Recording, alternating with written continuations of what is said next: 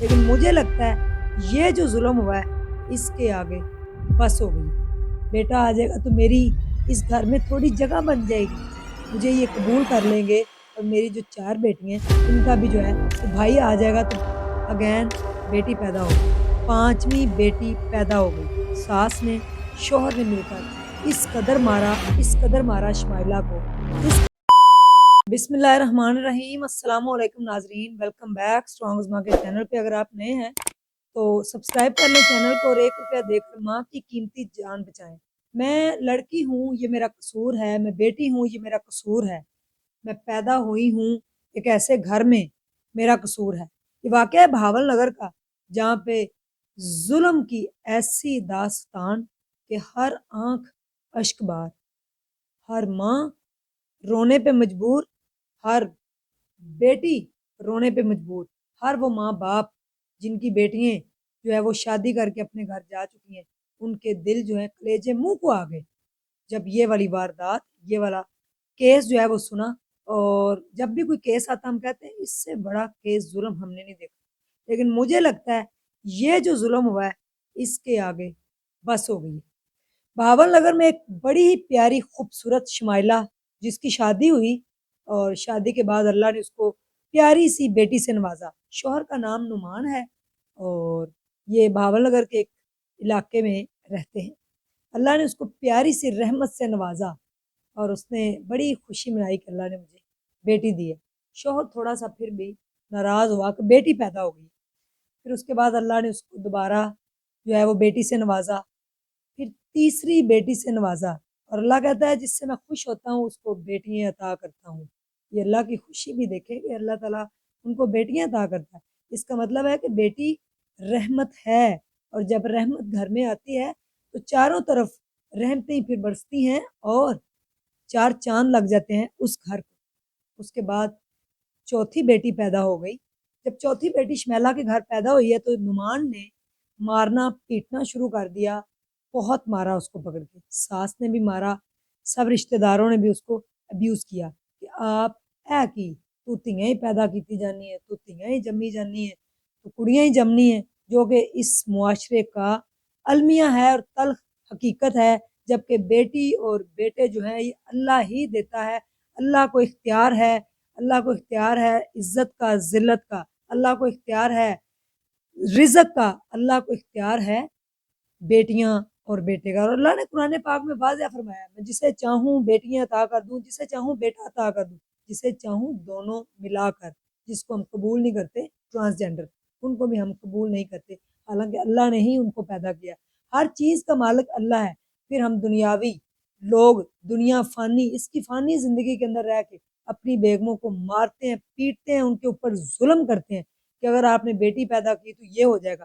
اب کیا ہوا جناب، 4 بیٹیاں پیدا ہو گئی، اور شمائلہ جو ہے وہ سب کی گالیاں سہ رہی ہے، سب کے ظلم سہ رہی ہے، لیکن وہ ہاتھ اٹھا کر اللہ کے آگے دعا بھی کر رہی ہے کہ یا اللہ اس بار مجھے بیٹا دے دے،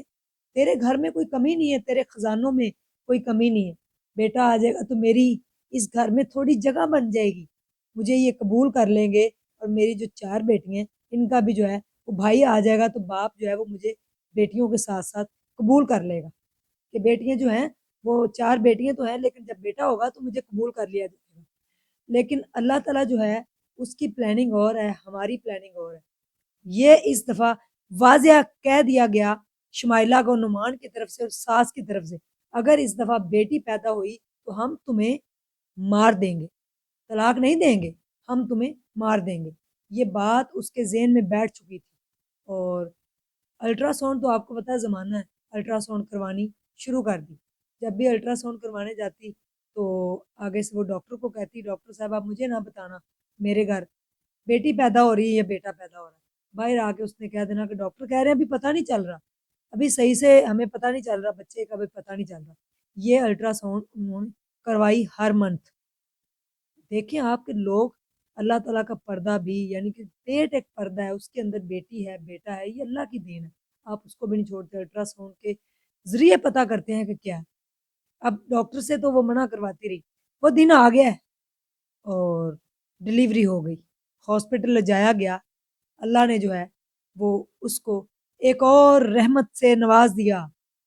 اگین بیٹی پیدا ہو گئی، پانچویں بیٹی پیدا ہو گئی، جس پر شوہر ساس آگ بگولا ہو گئے، ڈلیوری ہو گئی، ڈلیوری کے بعد اس کو ڈسچارج کیا گیا، گھر لے آئے، ساس نے شوہر نے مل کر اس قدر مارا شمائلہ کو، اس قدر مارا کہ موقع پہ ہی وہ دم توڑ گئی، اس کی سانسیں اکھڑ گئیں اور وہ سانسیں ہمیشہ ہمیشہ کے لیے بند ہو گئیں، وہ پانچ بیٹیاں ماں جیسی ممتا سے محروم ہو گئی اور اس کو نشانہ بنایا، یہ اس آڑ میں کہ آپ بیٹیاں پیدا کرتی ہیں، شوہر نعمان اور ساس نے۔ شمائلہ کا ایک بھائی ہے، اس نے یہ مقدمہ جو ہے وہاں پہ بھاول نگر تھانہ میں درج کروایا کہ میری بہن کے اوپر انہوں نے اتنا ظلم کیا ہے، اتنا مارا ہے، پتہ نہیں کس قدر اس کو مارا ہے کہ اس کی چیخیں جو ہیں وہ دور دور تک سنائی دی۔ اس کی بیٹی صرف اور صرف 2 دن کی ہے اور باقی چھوٹی بچی 8 سال کی، کچھ 6 سال کی، 5 سال کی، 3 سال کی اور ایک 2 دن کی بچی، 5 بیٹیاں بھی تو آپ کی بیٹیاں ہیں نعمان، آپ کی 5 بیٹیاں اللہ نے آپ کو دی ہے، 5 رحمتیں دی ہیں، آپ نے ان کی والدہ ان سے چھین لی ہے، جس طریقے سے چھینی ہے کہ جس طریقے سے وہ گھر آئی ڈلیوری کے بعد اور جس طریقے سے انہوں نے اس کو مارا، اتنا مارا، اتنی سردی تھی کہ اس کو جو اندر گہری چوٹیں لگیں اس کی وجہ سے وہ دم توڑ گئی۔ شمائلہ اب ہمارے بیچ میں نہیں ہے، کیا کہیں گے آپ اس بارے میں؟